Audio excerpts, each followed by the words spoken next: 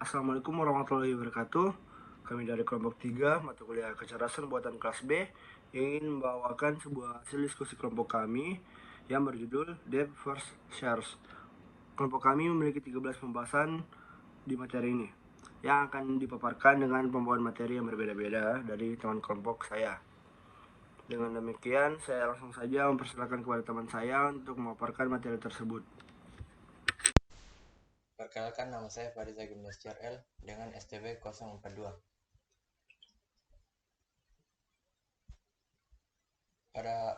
Pada kesempatan kali ini, saya akan merepresentasikan masalah untuk kasus petani, serigala, dan kambing.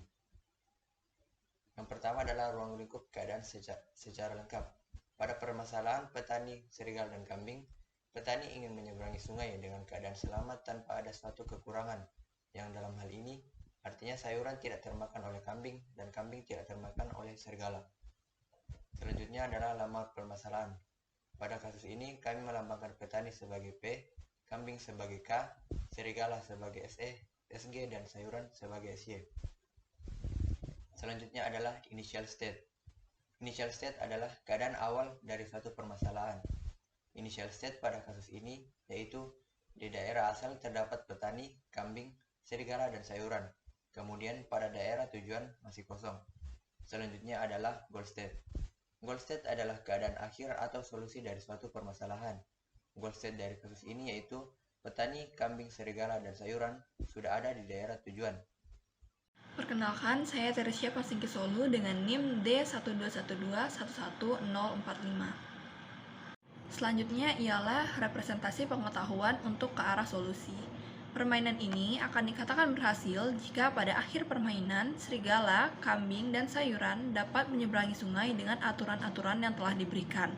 Aturan-aturan tersebut ada 4, antara lain yaitu yang pertama, ada 3 objek yang harus menyeberangi sungai, yaitu serigala, kambing, dan sayuran. Yang kedua, hanya tersedia satu perahu yang dimana hanya bisa memuat 2 penumpang, yaitu petani dan 1 penumpang lain, antara kambing, serigala, maupun sayuran. Yang ketiga, kambing tidak boleh bersama sayuran dalam satu sisi daratan sungai, karena hal tersebut akan menyebabkan kambing memakan sayuran yang ada. Dan peraturan terakhir ialah serigala tidak boleh bersama kambing, karena hal tersebut akan menyebabkan kambing dimakan oleh serigala. Adapun 7 aturan penyeberangan. Yang pertama, kambing dan petani menyeberang. Yang kedua, sayuran dan petani menyeberang. Yang ketiga, serigala dan petani yang menyeberang. Yang keempat, kambing dan petani kembali. Yang kelima, sayuran dan petani kembali. Yang keenam, serigala dan petani kembali. Dan yang terakhir, petani kembali. Selanjutnya saya akan membahas mengenai teori. Sebelum membahas lebih dalam mengenai depth first search, terlebih dahulu saya akan menjelaskan pengertian dari depth first search.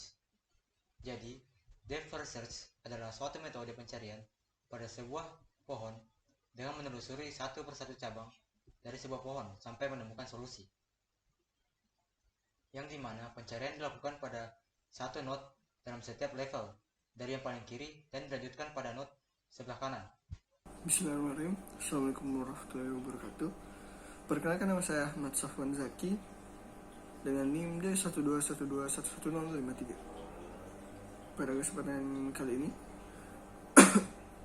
saya akan menjelaskan mengenai completeness dari depth first search atau DFS ya.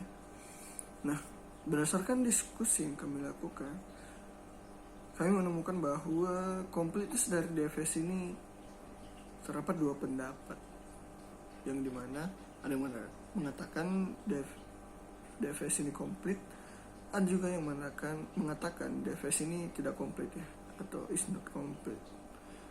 Nah, untuk yang mengatakan tidak komplit ini, mereka berpendapat bahwa dalam teknik DFS ini bisa saja dalam depth first research-nya atau dalam pohon dari DFS ini itu bisa terjebak dalam sebuah looping ya, yang dimana ya kalau looping itu kan tidak ada tujuannya, makanya itu dikatakan tidak komplit. Dan pendapat yang kedua, mereka mengatakan DFS ini komplit karena dalam beberapa kasus terdapat depth first research atau pohonnya itu merupakan pohon yang finite atau ya memiliki ujung lah, berhingga, dan dimana kalau dalam kasus seperti itu dengan menggunakan teknik DFS ini akan memunculkan solusi yang ada. Nah, kalau kita meninjau dari kasus yang kami dapat, yaitu kasus petani kambing, serigala, dan sayuran. Dalam kasus ini itu tree yang tercipta atau pohon yang tercipta memiliki batas ya, atau finite begitu, memiliki ujung, memiliki solusi, yang dimana solusinya itu petani kambing, serigala, dan sayuran itu dapat menyeberang dengan selamat ke seberang sungai. Nah, maka dari itu untuk completeness dari DFS pada kasus ini kami mengatakan bahwa completeness-nya itu DFS-nya komplit. Nah, untuk materi selanjutnya atau ya optimality dan lain-lainnya itu akan dijelaskan oleh teman saya. Jadi Assalamualaikum warahmatullahi wabarakatuh. Perkenalkan, nama saya Zulkifli dengan NIM D1212111048. Jadi saya akan menjelaskan tentang optimality. Optimality dari kasus serigala, kambing, dan petani menurut kelompok kami bukan merupakan sirtri yang optimal. Kenapa? Karena untuk mencapai sebuah solusi atau goal state membutuhkan langkah yang lebih banyak jika menggunakan teknik SERT DFS. Mungkin itu dari saya, terima kasih. Baiklah, perkenalkan, saya Muhammad Effendi dengan NIM D121211047. Baiklah, saya akan menjelaskan tentang time complexity. Nah, ada dua poin, yaitu completeness dan optimality. Time complexity termasuk dalam DFS komplit karena DFS ini mempunyai solusi atau goal state. Dan selanjutnya optimality. DFS ini tidak termasuk ke dalam DFS optimal karena terlalu banyak langkah atau membutuhkan banyak sekali langkah untuk sampai kepada solusi atau goal state. Dan mungkin itu saja dari saya. Sekian dan terima kasih. Assalamualaikum warahmatullahi wabarakatuh. Perkenalkan, saya Fahri Faisal dengan NIM D121211070 dari kelompok 3 kelas B dengan kasus petani kambing dan serigala. Jadi space complexity dari algoritma DFS itu adalah OBM, di mana B adalah faktor percabangan pohonnya dan M adalah panjang maksimum jalur, yang dimana kita akan menyelesaikan node secara berurutan dengan menyimpan cabang dari setiap node dengan mengunjungi semua node yang ada di bawahnya terlebih dahulu. Itulah tadi penjelasan singkat dari saya. Saya lanjutkan ke teman saya. Nama saya Andi Amjan Noval dengan NIM D12121104. Materi yang akan saya sampaikan yaitu topologi. Pada tahap pertama, di daerah asal terdapat petani, kambing, serigala, dan sayuran. Pada tahap selanjutnya terdapat 3 jalur, yaitu petani dan sayuran menyeberang, serta petani dan serigala menyeberang. Kedua tahap ini tidak dapat diselesaikan, tidak dapat dilanjutkan. Tahap berikutnya yaitu tahap kedua sebelah kiri, petani dan kambing menyeberang. Tahap selanjutnya, tahap ketiga, petani kembali. Di daerah asal itu terdapat petani, serigala, sayuran, dan di daerah tujuan terdapat kambing. Tahap selanjutnya terdapat 2 jalur, dimulai dari kanan, petani dan sayuran menyeberang. petani dan serigala menyeberang. Tahap ini terdapat 2 jalur, yaitu di daerah asal petani dan sayuran, dan di daerah tujuan kambing dan serigala. Pada tahap ini tidak dapat dilanjutkan karena kambing akan dimakan oleh serigala. Selanjutnya tahap berikut, tahap kelima di sebelah kanan. Di daerah asal terdapat petani, kambing dan sayuran, serta di daerah tujuan terdapat serigala. Kembali ke tahap keempat sebelah kiri. Pada tahap keempat sebelah kiri, di daerah awal terdapat serigala, dan di daerah tujuan terdapat petani, kambing dan sayuran. Tahap ini terdapat 2 jalur, yaitu di daerah asal petani dan serigala, dan di daerah tujuan kambing dan sayuran. Tahap ini tidak dapat dilanjutkan dikarenakan kambing dan akan memakan sayuran. Pada tahap kelima di sebelah kanan, tahap kelima di sebelah kanan, di daerah asal terdapat petani, kambing, serigala dan sayur. Selanjutnya di tahap keenam, petani dan serigala menyeberang, dan di tahap ini terdapat 2 jalur, yaitu di daerah asal petani, kambing dan serigala, dan di daerah tujuan terdapat sayuran. Kemudian di sebelahnya, di daerah asal tersebut petani dan kambing, dan di daerah tujuan tersebut ada serigala dan sayuran. Kemudian tahap terakhir, tahap ke-8, yaitu petani dan kambing menyeberang. Jadi yang berada di daerah tujuan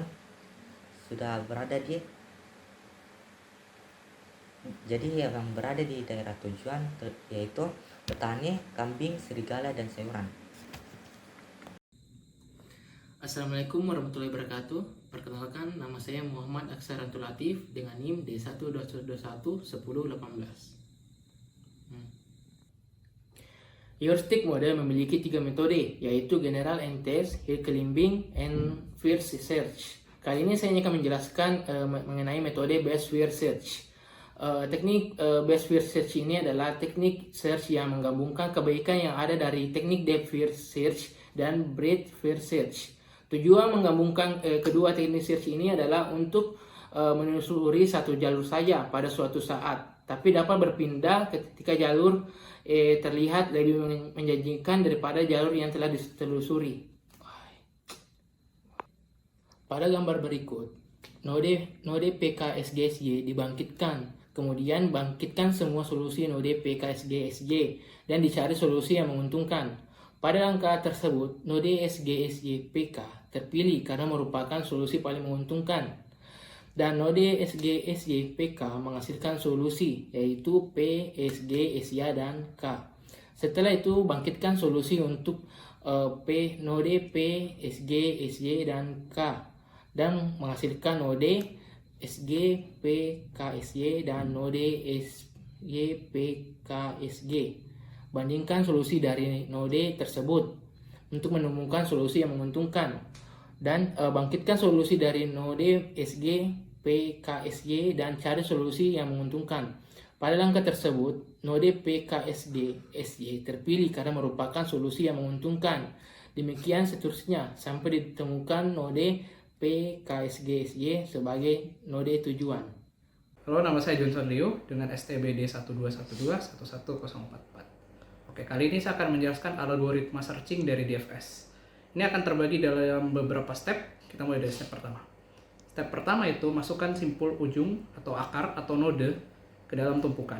Kemudian lanjut ke step kedua, ambil simpul dari tumpukan teratas, lalu cek apakah simpul merupakan solusi. Kemudian kita lanjut ke step ketiga. Jika simpul merupakan solusi, pencarian selesai dan hasil dikembalikan. Nah, untuk lanjut ke step keempat, kita lihat jika simpul bukan solusi, masukkan seluruh simpul yang bertetangga dengan simpul tersebut atau anak simpulnya, atau bisa dibilang node cabang ke dalam tumpukan.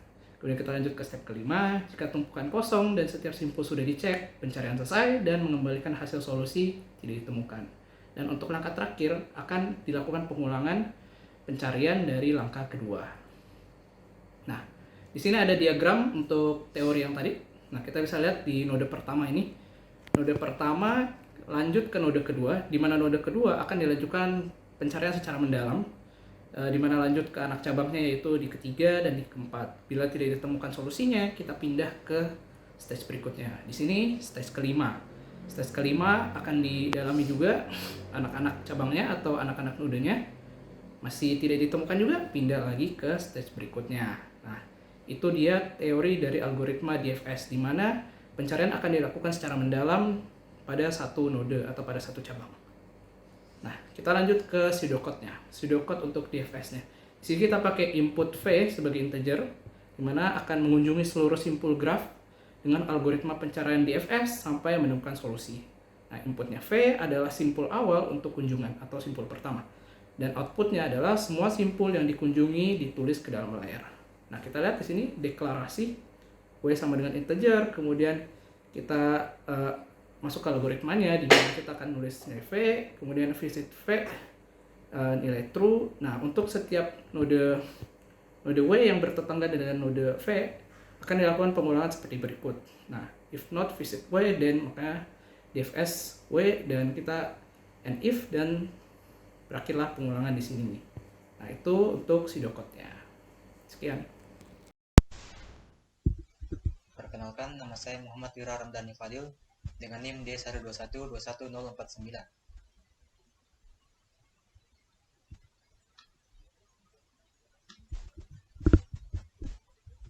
Selanjutnya, saya akan menjelaskan mengenai penerapan algoritma depth first search pada kasus petani kambing dan serigala. Nah, yang pertama kita lakukan yaitu memeriksa root node atau simpul akar dari search tree ini.